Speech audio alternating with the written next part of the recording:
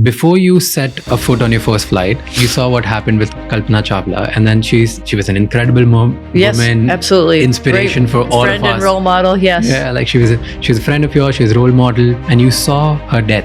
Did that event change anything you, or the way you look at death and life? Because you were taking the same kind of path. She's a friend and she's a role model. She's the first Indian American woman to do all of these things, and you're going to be the next. So, did that change anything you about death? I think not about death, but about desire to explore more. I know that her and her crewmates, that was in their heart. I mean, they were doing some really fundamental science to help us with the space station and understand how the processes work, so we could do even more incredible experiments while we're up there, and then continue this fact of us being able to live for longer in space, and then how we can move on. I mean, I knew all of them, and a couple of them very well, really good friends, and not only Kalpana, but that was like what was in their heart.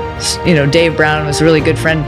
Probably one of the reasons I came to NASA was because I knew him a long time beforehand, and he was one of those people who was like, Sonny, this job is for you. And so I knew in his heart, I know in Kalpana's heart, that this is what they wanted to do. So I think it gave us even more of a feeling of like, we really want to continue this. We've got to do this in their memory. And same with Challenger, and that's why we continued to fly the space shuttle after Challenger. Like, we can do this, and we can do this better, and we're going to learn more about this. We're not going to let their, situation put a stop on it. They wouldn't want that. So we're going to press harder. And I think we all know that there's risks involved in this, but we've learned so much from each misstep, I would say. We learned from Challenger. We learned from Apollo 1, first and foremost. We've learned from Columbia. We learned from Starliner. I mean, one of I think the best things about Starliner is some of those thrusters are on other spacecraft. How do we, now we need to understand a little bit more about this and make those spacecraft better.